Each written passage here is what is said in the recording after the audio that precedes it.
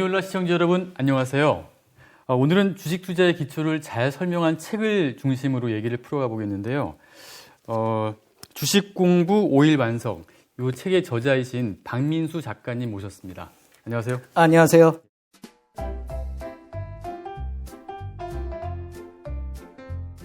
네, 이렇게 좀 유명인분을 이렇게 실제로 영접하니까 저는 그동안 전문가로 알고 있었어요, 우리 팀장님을. 근데 되게 유명하신 또 이 팀장님과 함께 이렇게 방송을 하게 돼서 너무 즐겁습니다. 저야 뭐 그냥 20년 넘게 이제 기자 생활을 했던 기자입니다. 예. 자, 책을 일단은 보니까 지금 가장 좀 인상 깊었던 게 첫 표지에 이렇게 딱 상어가 있어요. 예. 필명도 샌드 타이거 샤크라고 했는데 뭐 어떤 특별한 이유가 있어요? 이게 한국말로 모래 범상어거든요. 그래서 제가 저희 그 쌍둥이 아들들을 데리고 어렸을 때 아쿠아리움을 갔는데 상어 코너에서 이런 말이 있더라고요. 상어는 한 번 먹이를 물면 이빨이 뽑히기 전까지는 절대 먹이를 놓지 않는다. 그래서 저의 투자 철학과 굉장히 이게 일맥상통하더라고요. 저는 손절매를 하지 않거든요. 그래서 20%, 40%, 60% 빠질 때마다 추가 매수 전략으로 접근을 하면 마이너스 60%일 때 인생을 한번 뒤바꿀 그런 역전의 기회가 온다라고 저는 오히려 발상의 전환, 역발상이 가능한 투자가 가능하거든요. 그런 측면에서 저의 그 샌드 타이거 샤크, 한 번 먹이를 물면 놓지 않는다. 손절매란 없다. 그리고 두 번째로는 상어는 부대가 없어요. 그렇기 때문에 이렇게 잠을 잘 때도 꼬리를 막 흔들어야 되거든요. 그런 의미는 뭐냐면 평생 주식 투자는 노력하고 공부해야 된다. 노력하지 않고 남의 생각만으로 투자하는 건 결코 내 지식이 될 수 없고 내 투자 전문가 되는 길은 요원하다. 그런 측면에서 평생 노력해야 된다. 그런 측면이 있고요.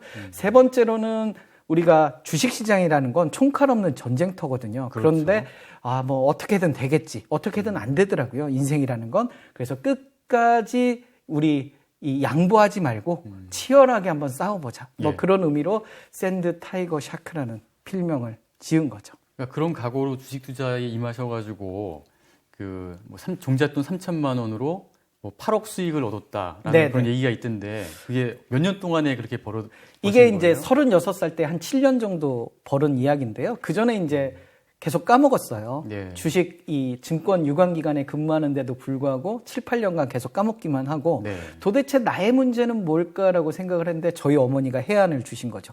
넌 뭘 잘하냐라는 질문을 던졌는데 할 말이 없는 거예요. 제가 뭘 잘하는지.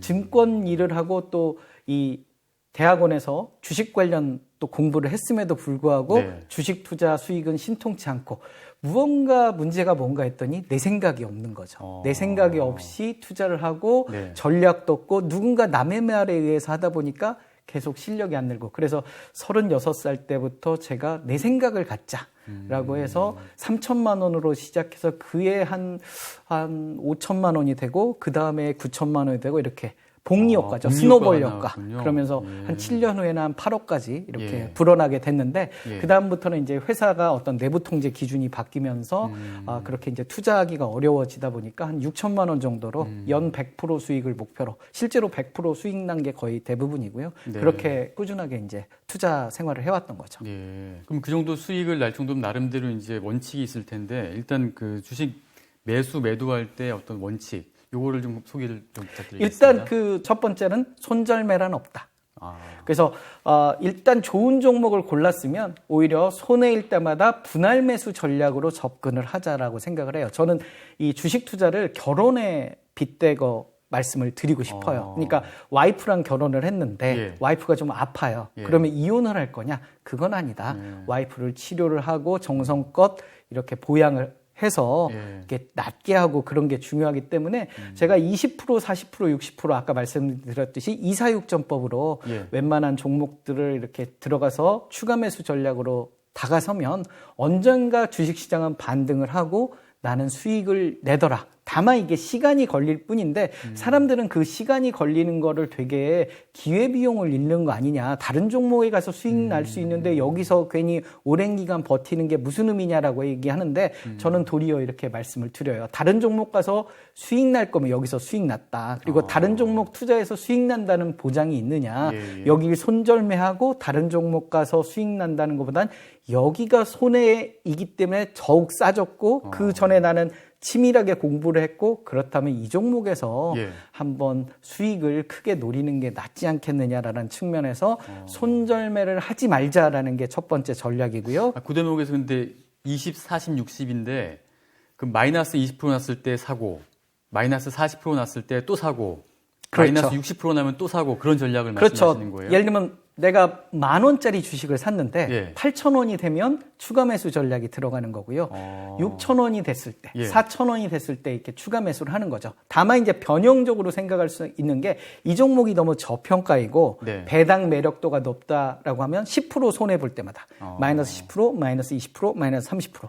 근데 이 종목이 이미 버블이에요. 예. 그래서 앞으로 더 갈 가능성도 있지만 좀 손해도 좀 고민해 봐야 된다 그러면 마이너스 30%, 마이너스 50%, 마이너스 60% 이렇게 변형적으로 세 가지 툴을 생각을 해볼 수 있는 거죠. 마이너스 60%까지 가서 추가 매수를 했는데 다시 원금까지 회복한 경우가 있으신가 보네요. 저는 대부분 그렇게 제가 이제 이 자리에 오기까지 저의 어떤 성공 비결을 묻는 분들이 많이 계시잖아요. 그러면 저는 물타기 전략이다. 이렇게 좋은 종목을 골라서 예. 손해볼 수 있다. 제가 이렇게 투자한 종목들이 항상 수익이 처음부터 시작하는 건 아니더라고요. 근데 이렇게 마이너스를 대하는 자세가 다른 사람들과 다르다 보니까 그게 저의 어떤 수익의 근원이 되지 않았느냐. 그리고 예. 마이너스 60%가 됐을 때는 굉장히 공격적으로 들어가요.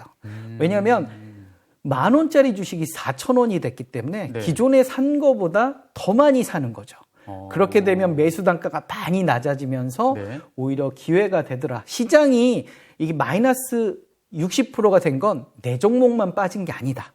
다른 종목들도 다 빠지고 시장이 약세장이기 때문에 그 근간에는 내가 좋은 종목을 골랐기 때문에 우량한 종목을 골랐는데 시장이 약세장으로 왔기 때문에 이렇게 된 거고 이때 한번 공격적으로 투자해서 오히려 수익이 날 가능성이 높지 않겠느냐. 박앤세일이다라고 생각을 하면 되게 좋을 것 같아요. 코로나19 1년 전 우리가 상황을 돌이켜보면 그렇죠. 예. 우리 바로 1년 전 4월, 5월 이쯤은 패닉이었죠, 뭐. 코로나 사태로 인해서 지수가 막 1,500 이하 막 이렇게 그렇죠. 가고 예. 패닉 상태였거든요. 예, 예. 근데 되돌아보면 그때가 굉장한 매수의 찬스였다는 거죠. 1년만 지나고 보니 웬만한 종목들은 잘 고르면 2배 이상 오르고 예. 그런 지수도 일단 2배 이상 올랐잖아요. 이런 걸 감안을 해보면 오히려 예. 마이너스 60%는 인생 역전의 절호의 기회다. 그런 측면에서 손절매 하지 말고 246 전법으로 추가 매수 관점으로 접근을 하자라고 말씀을 드리고 싶고요. 그게 1원칙이고. 네, 매도도 분할 매도를 좀 했으면 좋을 것 네. 같아요. 왜냐하면 매도를 하고 나면 되게 허전해요. 네.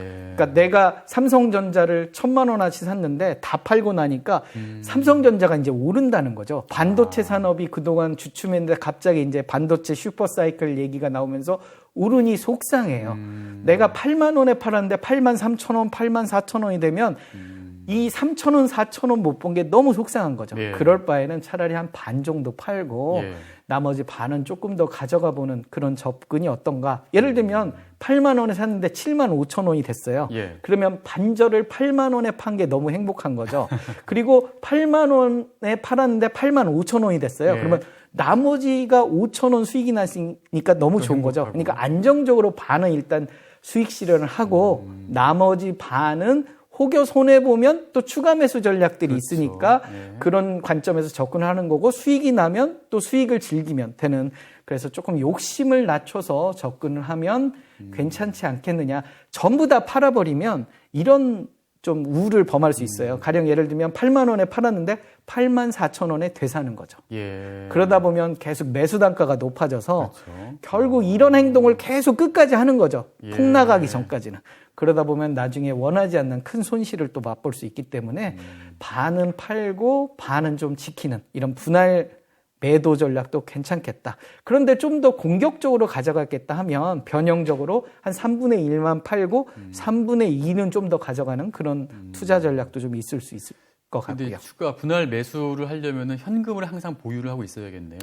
일단 일정 부분. 그래서 일단 한 20% 정도는 항상 현금을 보유하는 그런 전략도 좋고요. 예. 아니면 배당주를 좀 많이 지분을 가지고 있는 것도 좋아요. 배당주 배당주. 같은 경우는 안정적으로 이 주가가 배당 수익률의 기초에서 유지가 되기 때문에요. 네. 그 여차하면 네. 이 배당주를 팔아서 투자금으로 쓸 수 있는 그런 재원이 되기 때문에 그렇죠. 1, 2월 달에는 배당주에 좀 포커스를 맞춰서 예. 연중 1, 2월이 제일 배당주가 낮거든요. 예. 그래서 연초에 좀 배당주를 사놓고 이 안정적으로 배당주를 유지를 하다가 네. 시장이 급락하면 배당주를 팔아서 그걸로 현금화하고 재투자하는 그런 예. 투자 전략도 가능할 것 같고요. 그래서 저는 초보 투자자에게 50% 이상은 고배당주를 좀 투자를 하셔라라고 예. 이야기를 드려요. 첫 예. 번째 이유는 일단 안정적으로 주가 흐름이 유지가 되고요. 주가가 급락할 때는 외국인과 기관 투자가들이 되게 선호를 하고요. 네. 마지막으로 시장이 급락했을 때 안정적으로 주가가 유지된 상태에서 수익이라면 그걸 팔아서 많이 급락한 종목을 추가 매수할 수 있는 재원으로 쓸 수 있다. 그리고 마지막 원칙 하나를 드리면 저는 433 전법을 말씀을 드리고 싶어요. 433 전법. 네, 축구 감독이 재밌네요. 되라. 축구 감독은 이렇게 공격수, 미드필더, 수비진을 이렇게 배치를 하잖아요. 그렇게 그래서 나오죠. 예. 상대팀이 만만하면 공격수를 4명을 배치를 그렇죠. 하고 예. 상대팀이 강하다 그러면 공격수를 한 2명 또는 예. 1명만 배치를 하고 수비를 강화하잖아요. 그렇죠. 마찬가지로 시장 상황에 따라서 내가 축구 감독처럼 대응을 하는 거죠. 그래서 최종 공격수는 지금 핫한 종목들. 예. 내가 지금이 강세장으로 유지될 것 같고 어떤 이 뚜렷하게 상승할 종목이 많을 때는 공격수를 많이 배치하는 거죠. 네. 그래서 만약에 예를 들면 강세장이 예상되고 종목이 많이 갈 그런 업종이 보인다 그러면 공격수를 한 40% 정도 예. 배치를 하는 거고요. 미드필더진은 앞으로 잘 될 종목들이에요. 그리고 좀 길게 가져갈 종목들. 네. 그런 종목들. 예를 들면 뭐 성장주다. 그러면 예. 긴 호흡으로 가져가겠다. 그런 것들을 어느 정도의 비율로 가져갈 거냐. 예. 그리고 배당주도 긴 호흡으로 가져가는 거거든요. 그렇겠죠. 그렇기 때문에 어떤 미드필더진 바로바로 이렇게 종목 교체가 이루어지지 않을 네. 그런 장기적인 종목들. 그리고 앞으로 상승할 종목들. 예를 들면 앞으로 코로나 백신 이후에 경기 민감주가 화려하게 부활할 것 같다 그러면 코로나 사태 때 긴 호흡으로 여행 관련주를 사놓고 그렇죠. 기다리는 거죠. 예. 지금 당장은 성장주가 뛰어나지만 앞으로는 그런 종목들이 종목 패턴이 6개월 후나 1년 후가 될 것 같다 하는 종목들을 예. 미드필더진에 배치를 시켜놓고 다음 기회를 노리는 거죠. 그래서 최종 공격수는 빠른 회전이 필요한 종목들, 지금 핫하지만 얼마 안 들고 있을 종목들로 비중을 가져가는 거고요. 미드필더진은 좀 롱텀하게 배당주나 아니면 다음 한 6개월, 1년 후를 내다보는 긴호흡 종목. 그러면 수비진은 뭐냐? 현금인 거죠. 현금이나 나는 좀 공격적인 투자자다 그러면 배당주를 예. 수비진으로 배치를 하는 예. 거죠. 그래서 433 전법 또는 예. 뭐 24, 5 전법이라든지 예. 본인에게 좀 알맞는 강세장이라고 하면 아무래도 현금 비중을 좀 줄일 수도 있는 거고요.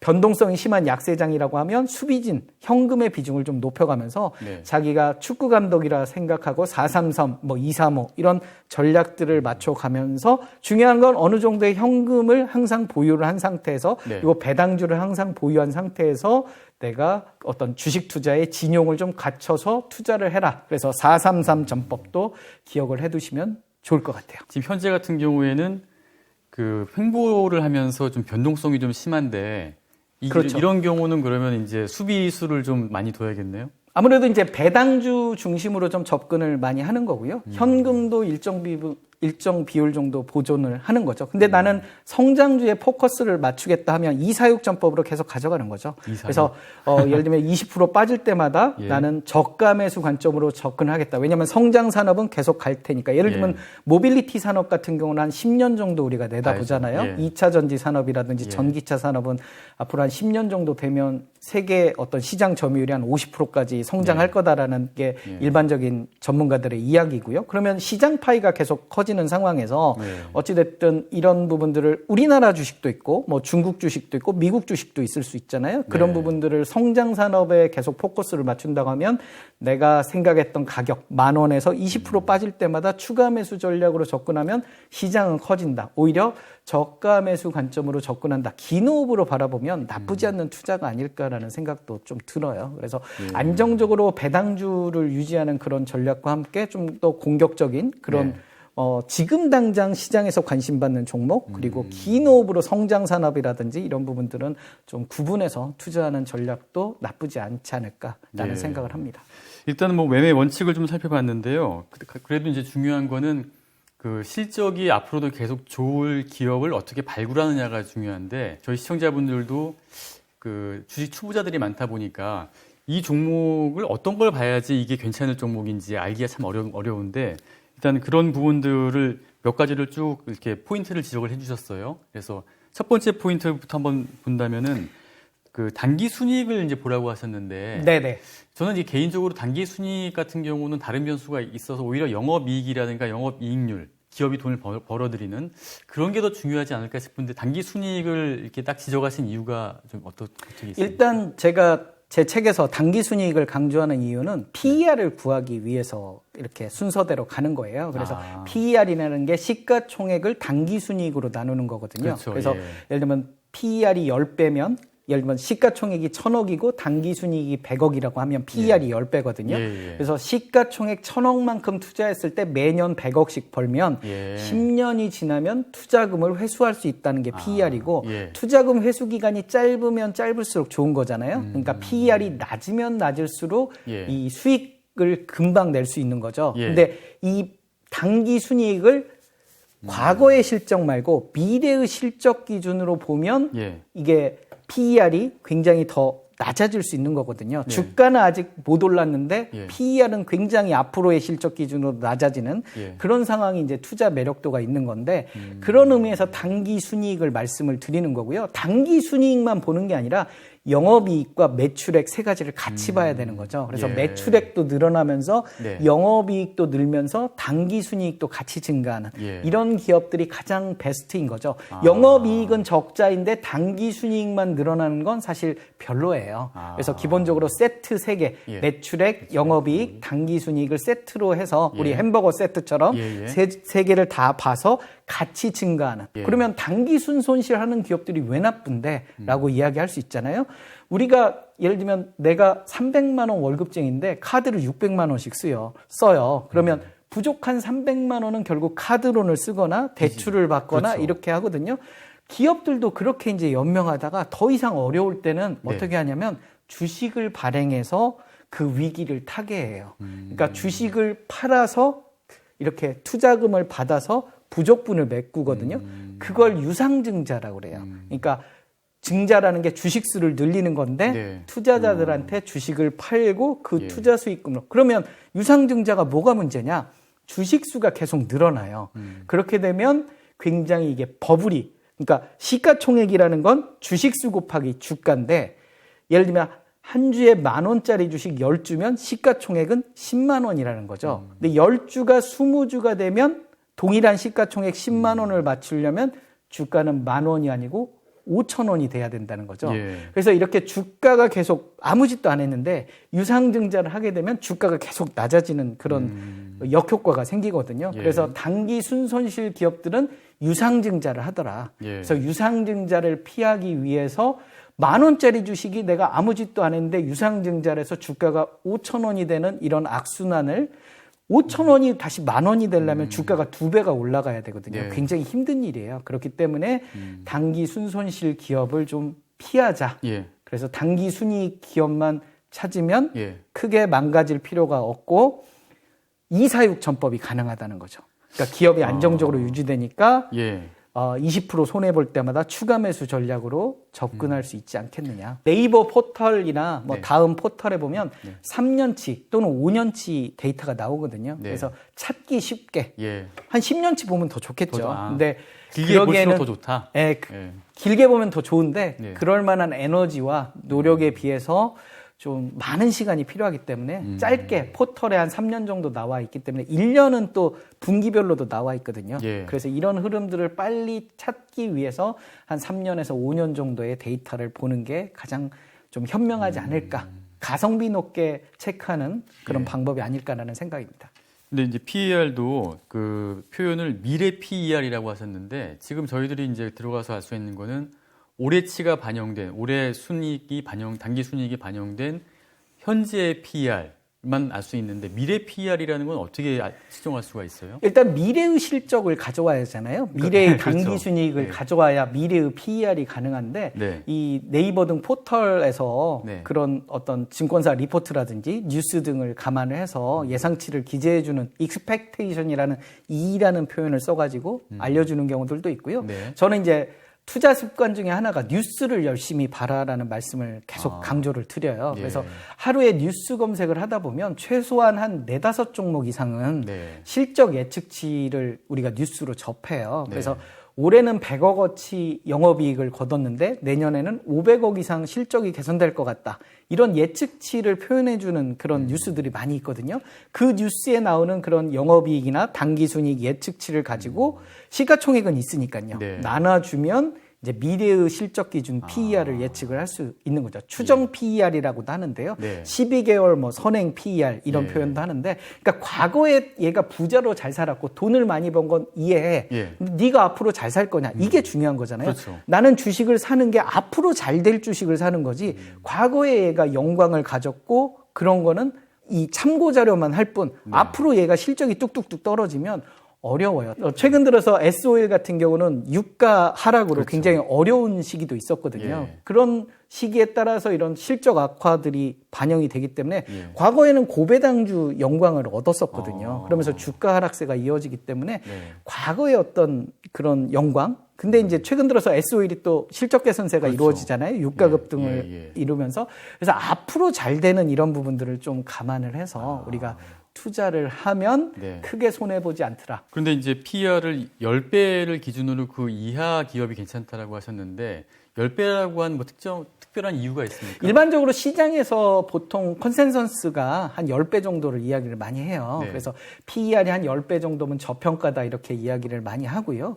요즘 들어서는 지수가 많이 올라와서 이건 한 20배까지 이렇게 좀 높여 잡을 수는 있는데 일단 PER이 한 50배 이상 되면 좀 버블이라고 보통 이야기를 하거든요. 다만 이제 성장주들, 긴 호흡으로 가는 그런 종목들은 지금 당장 PER은 미래 실적, 당장 1년 후의 실적 기준으로는 PER이 높지만 4, 5년, 7, 8년 후로 보면 성장 과정에 있는 그런 종목들도 있기 때문에 긴 호흡으로 투자하시는 거 한 5년, 10년을 내다보시면 지금 당장에 좀 PER은 조금 높을 수 있는 종목들도 좀 공격적으로 이 성장주라면 살 수도 있지만 일반적으로는 그렇지 않다면, 그러니까 지금도 이런 사업을 하고 내년에도 똑같은 사업을 하고 내후년에도 똑같은 사업을 하는데 PER이 일단 높다면 1년 후의 실적이나 2년 후의 실적에 비해서 높다라고 하면 조금 보수적으로 바라볼 필요는 좀 있겠죠. 그래서 PER은 한 10배 이하면 한 10년 정도 투자금 회수할 수 있다면 이 시장에서 일반적으로 바라보는 저평가다라. 다만 이제 업종에 따라서 좀 평균치는 그렇죠. 달라요. 예, 그래서 크더라고요. 바이오 같은 경우는 좀 높고 수백 배 가는 것도 있더라고요. 바이오는. 그렇죠. 예, 바이오 같은 경우는 이제 임상실험 결과 성공에 대한 기대치 때문에 그렇게 되는데요. 그래서 업종 평균보다 좀 낮으면 좀 일반적으로 저평가라고 하는데 업종 자체가 일단 약간 버블이 끼고 강세장이라고 하면 약간 좀 눈높이를 낮추실 필요는 있는 거죠. 부채 비율, 당좌 비율, 유보율 이런 것도 굉장히 좀 이렇게 뭐라고 그럴까 의미를 부여하셨는데 이런 것도 보니까 그 인터넷에 잘 나와 있더라고요. 네. 예. 그래서 설명 좀 부채 비율, 당좌 비율, 유보율은 부채 비율은 일단 빚이 얼만큼 있느냐. 예. 내가 빚이 낮을수록 좋잖아요. 이 부채 비율, 당좌 비율, 유보율에 이 앞에 있는 두 단어가 분자예요. 그러니까 부채가 위에가 분자인데 어찌됐든 부채가 높으면 안 되니까 부채 비율은 낮을수록 좋은 거고요. 당좌 비율은 현금성 자산 보유 비율이거든요. 그러니까 현금성 자산이 높을수록 좋잖아요. 그러니까 당좌 비율은 높을수록 좋은 거고 유보율도 유보금이 많은 게 좋잖아요. 기업이 많이 잉여금을 갖고 있는 게 좋기 때문에 그래서 유보율도 높은 게 좋거든요. 보통 100% 부채 비율은 100% 이하가 좋은 거고 당좌 비율이나 유보율은 100% 이상이 좋은 건데 재무 비율은 여러 가지 이 재무 비율들이 있어요. 그중에 부채 비율, 당좌 비율, 유보율을 특히 체크하는 이유는 이게 안정성 비율이에요. 그래서 망할 거냐, 망하지 않을 거냐. 그런 측면에서 바라보는 거고요. 부채 비율, 당좌 비율, 유보율은 또 네이버 포털 등에 자세하게 계산이 되어 있어요. 그래서 쉽게 우리가 찾아서 그냥 기록만 할 수 있기 때문에 그런 측면에서 말씀을 드리는 거고요. 이 세 가지 비율 아무래도 좀 망가져 있으면 결국 유상증자예요. 그래서 단기 순손실이 심한 경우도 유상증자를 하고 부채 비율이 크게 망가져 있거나 당좌 비율이 망가져 있는 경우에도 유상증자를 해요. 그래서 주식 투자는 저는 제 주식 투자 방법은 유상증자를 피하는 그런 방법. 그래서 유상증자를 어떻게 하면 피할 것인가 그거에 좀 방점을 둔다고 보시면 돼요. 그래서 유상증자를 통해서 주가가 낮아지는 효과만 피하면 웬만큼 주식 투자에서 크게 망가지지는 않더라. 그리고 이런 적자 기업과 부채 비율이 큰 기업들은 상장 폐지도 굉장히 많더라. 두 가지 관점에서 좀 리스크 테이킹하는 측면에서 중요하게 좀 바라볼 수 있지 않을까. 쉽게 계산돼 있기 때문에 내가 계산할 필요도 없는 거죠. 3년치 또는 5년치가 바로바로 계산이 돼 있기 때문에 이렇게 바라보시면 쉽게 볼 수 있지 않을까라는 생각이 듭니다. 그리고 그 매출 채권 회전율하고 재고 자산 회전율 요거는 어떤 측면에서 좀 이렇게 중요하고 어떤 측면을 좀 봐야 될까요? 일단 회전율이라는 게 무언가라는 좀 생각을 해봐야 되는데요. 회전율이라는 건 식당에서 점심시간에 손님이 몇 텀 이렇게 바뀌느냐가 회전율이에요. 그래서 어떤 식당 장사가 잘 되는 데는 한 3번 회전한다. 그런 개념이거든요. 그러니까 매출 채권이 얼마나 빠르게 회전되는지 재고 자산이 얼만큼 빨리 회전이 되는지 어찌됐든 이 매출 채권과 재고 자산이 빨리빨리 회전이 되면 좋은 거잖아요. 그러니까 회전이 안 되면 결국 이게 문제가 좀 있는 거죠. 그래서 매출 채권이 제대로 매출 채권이라는 건 외상값이에요. 내가 이렇게 판매를 하고 외상값이 제때 안 들어오면 내가 망하는 거죠. 그렇죠. 그래서 회전율도 그런 측면에서 바라보는 거고요. 재고자산도 이제 재고자산이 쌓이면 결국 많으면 안 좋겠네요. 예, 그렇죠. 물건이 안 팔리고 있는 거잖아요. 그래서 회전이 빨리빨리 되는 그런 상황이 좋은 거고요. 특히 매출채권 같은 경우는 허위 매출이 있을 수도 있어요. 그러니까 코스닥 기업 같은 경우는 4년 연속 영업 손실이면 관리 종목. 그러니까 관리 종목이라는 건 1년 후에 상장 폐지될 수 있으니 주의하라라는 의미거든요. 그래서 관리 종목에 선정이 되고 5년 연속이면 상장 폐지 실질 심사를 거쳐요. 그래서 실질 심사 결과 살려주기도 하고 상장 폐지하기도 하고 그렇기 때문에 굉장히 리스크가 크기 때문에 이런 4년 연속 영업 손실인 회사들이 허위 매출을 일으킬 수 있는 거죠. 그래서 아는 회사에 이렇게 매출 일으켜 놓고 영업이익으로 해놓고 상장 폐지를 면한 다음에 다시 그 부분을 해결하는 그래서 허위 매출 리스크를 한번 체크하는 측면에서도 매출 채권 회전율을 좀 체크를 하는 건데요.